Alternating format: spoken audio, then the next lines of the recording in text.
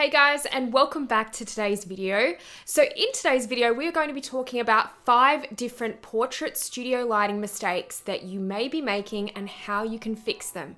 I know for a lot of beginners, it can be very intimidating going into the studio, and it's definitely a lot of trial and error, and you do tend to find some of these things out as you go along. It's so normal to make mistakes, and we just really need to put that out there first, because let's be real, I've made my fair share of mistakes over the years. And I think especially when it comes to something so technical as lighting, it's not something that everyone is familiar with straight off the bat. So I really want to highlight these 5 mistakes that I've seen personally, I've made personally in the past, and just a few ways that you can fix them. And hopefully, if you're experiencing any of these things at the moment when you're photographing in the studio, then hopefully this video will help you out. So we are going to get straight into the video today and talk about some of these mistakes. And the first mistake that I'm going to mention today is not having catch lights in your subject's eyes. So for those of you who don't know what catch lights are, they're the little white reflections in your subject's eyes that appear when you're using studio lighting. So the only reason these won't actually appear in your subject's eyes is their face hasn't been tilted enough towards the light, or their eyes haven't caught the flash or light that you're using in the studio, or on certain occasions it can be harder to actually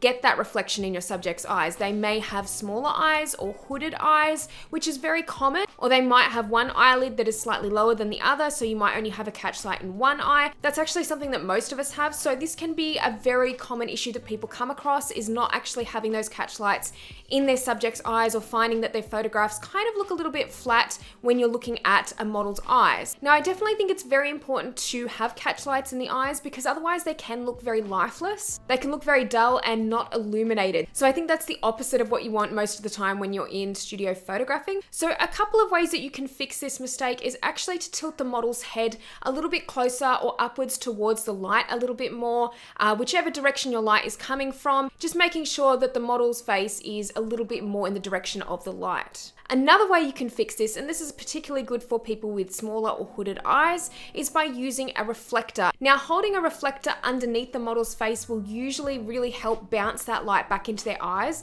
and it will give that kind of sparkly effect. So that's one way that I actually really love to use reflectors in studio, and that will help you really bring those catch lights into your subject's eyes and avoid it looking lifeless overall. The second mistake I'm going to talk about today is having a shadow on the background. And I know that this can be the bane of a lot of beginners' existence. When they're first starting out with studio photography, you're really trying to figure out how to remove those unwanted shadows from the backdrop. So I think a really easy way to avoid this is actually to have your model step forward a little bit more from the background, and that will avoid having their shadow cast upon the backdrop. The other way you can really fix this is by having another light that is directed towards the backdrop. So one particular setup I like to have is a key light at the front focusing on the model's face, so lifted up high and angled down, and then I'll also have another light at about a 45-degree angle towards the back behind the model and out of shot off to the side, and then I will have that facing the backdrop so that it is illuminating the backdrop and you're not having that issue of the shadow. But most of the time, to avoid this, I will just get the model to step forward, and usually this really helps because the shadow actually gets shifted forward. So a lot of the time, if you're shooting portraits or beauty in studio, you won't see this anymore. The next mistake I quite often see, and I have made this mistake in the past, is having lighting that is either too flat or lighting that has too many unflattering shadows. And a lot of the time this comes down to experience with lighting setups and knowing which ones that you want to use and which ones you think would be suitable for the model that you're photographing.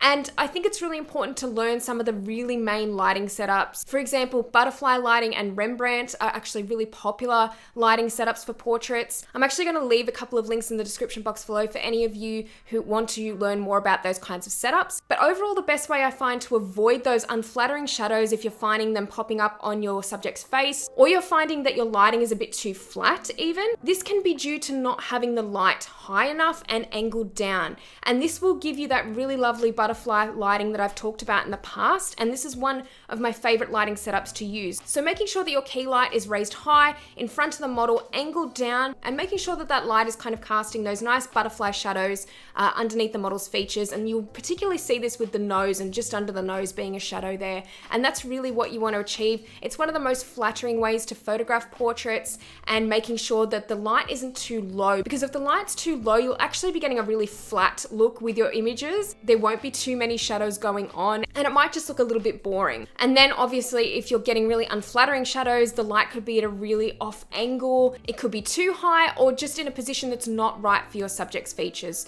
So that's really one thing to look into, is making sure that your light is lifted higher, but also looking into those other setups that I mentioned before that are really staple setups for a lot of studio portrait photographers. The mistake for number 4 is actually a big one, and I think it's a big one for beginners, and it's not choosing the right modifier. So I think once again, this comes down to experience with lighting setups, and I think as you go along with studio photography, you really do learn what setups and what modifiers would work best for certain people or certain portraits that you want to achieve. So I think a really important thing to remember is not all modifiers work the same, and it's important to research a good variety of them that you could potentially use. For myself personally, I go between usually soft boxes, octaboxes, beauty dishes, even a small reflector dish, depending on the type of light that I'm after.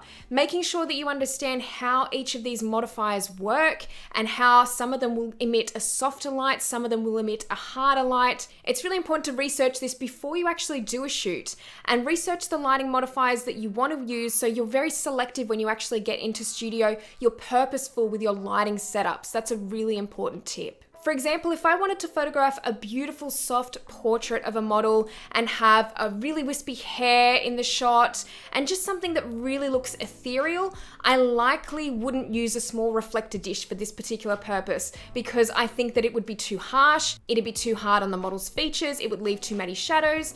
Instead, I would probably opt for an octabox and really use the diffusion that comes from that to give it that lovely soft light that I'm after. So that's just another important tip to remember with that particular mistake, is make sure you know your modifiers and make sure you kind of learn about what each of them actually do. And then the 5th mistake that I'm going to talk about today is the backdrop not being the true color or the color that you want it to be. So this is actually another very common issue with a lot of beginners, and once again it comes down to actually adding another light into the mix. So adding a light towards the backdrop with the setup that I mentioned previously at a 45-degree angle off to the side and out of shot would be a really great way to help bring that color back into your backdrop, because this is actually a really important point for backdrops, and a lot of the time if you're just using one light, depending on how much space you're working in, it won't be enough light to emit to actually light the backdrop behind the subject. And sometimes the backdrops will end up looking a really off color, murky, just not the right color that you need, especially when they're vibrant colored backdrops that you're using. So it's really important to get that light onto the backdrop as well, and don't just focus on lighting your subject, but remember to light the backdrop if you need to.